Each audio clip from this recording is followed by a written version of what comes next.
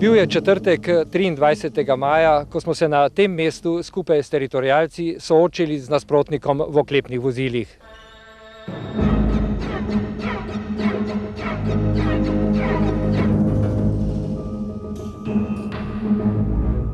Cevi z mitraljezo so merile na nas, a takrat nihče ni pomislil na strah. Slutili smo le, da je to začetek konca neke skupne armade in države. A pojdimo po vrsti.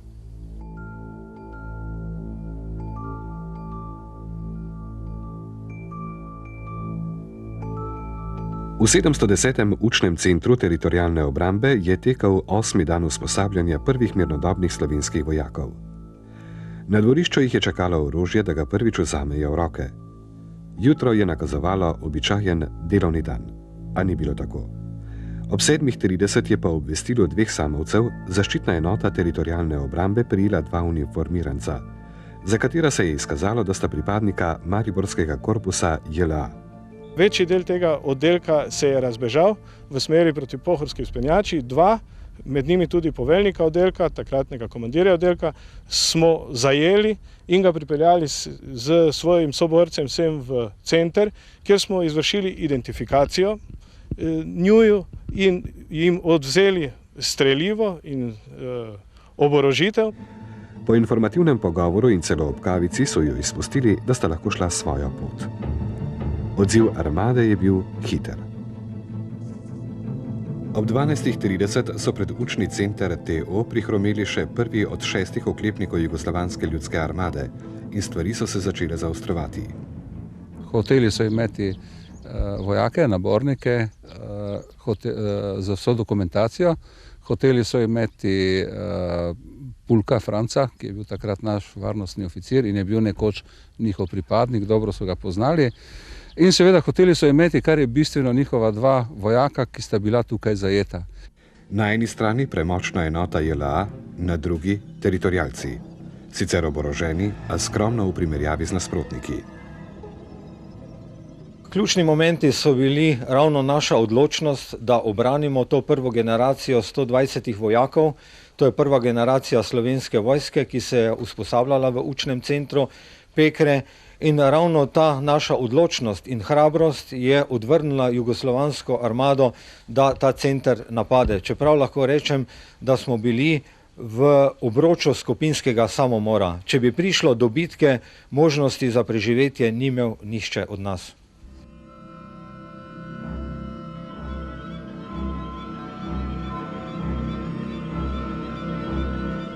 Mi smo takrat njim rekli, meni se zdi zelo pomembno nekaj stvari in prva od teh stvari je, da je naš takrat poveljujoči, nismo mu rekli poveljnik, ampak vodja učnega centra, njim postavil, ko so oni postavili te zahteve in grozili, da bojo napadli, je postavil mejo. Rekel je, tale rampa tukaj, pred katero zdaj stojimo, je meja, katero ne smete prekoračiti, sicer streljamo mi.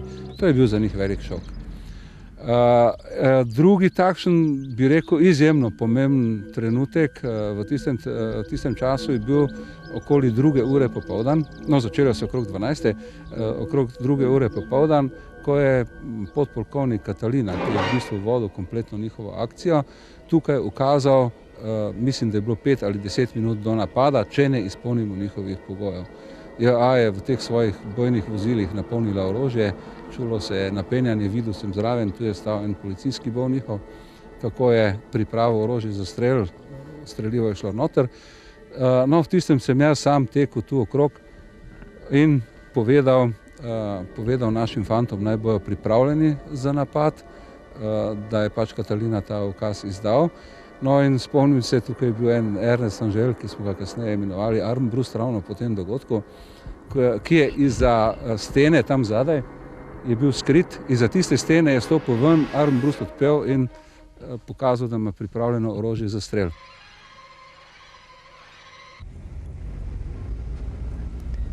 Vest o obkolitvi učnega centra se je hitro razširila in prebivalci Radvanja, Pekar in Limbuša so z golimi rokami zaustavili oklepna in druga vozila. Armada je zlorabila celo vozilo Rdečega križa, v katerem je nameravala prepeljati do učnega centra vojake, kar je snemalec naše televizije posnel in slika je obšla svet.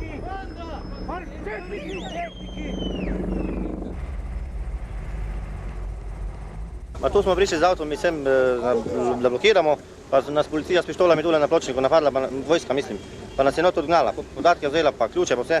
In rekla, če ne postavimo avto beg, da nas bi zaprli, ali pa če bojo ključe dali, pa avto ne beg postavimo, da pridejo domov, na dom po nas, ker imajo vse podatke. Popoldne so se stvari spet zaostrile. Ja, pa moram jaz Ljubljano poklicati, ker nimam tega navodil. Meni je rečeno, Skora ni zdaj, da jih pripeljati vsem, da izvršimo prepoznavanje. Te pa uraditi to, a pol za ostalo se zmen. Takrat je do prvega strela manjkalo zelo malo, a na srečo so stvari šle drugo pot. Vodja učnega centra Andrej Kocbek se je odšel pogajati s predstavniki občine in generalom Deličem.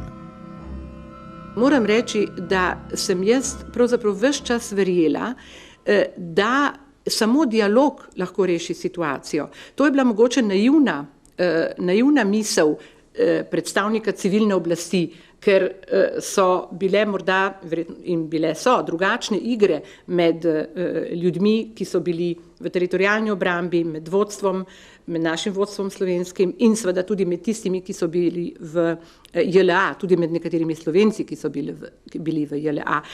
Pogajanja so bila dolga, a neuspešna, rezultat je bila le ugrabitev poveljnika vzhodno-štajerske pokrajine TO Vladimira Miloševića, stotnika Milana Ozmeca in 2 varnostnikov. Ura je bila 1:20. Ko so prišli notri pred dogovori, sem jaz rekel Deliču in Katalini, sem rekel, Mičo, ne delaj neumnosti, ker boš neumno izpadel. Ta je rekel, nima veze, kaj bom neumen postal, ne tako aroganten je malo postal. In to se je potem dejansko tudi zgodilo. Dogovor je pa res bil tak. Pravi, žeden sem, dajte mi malo vode.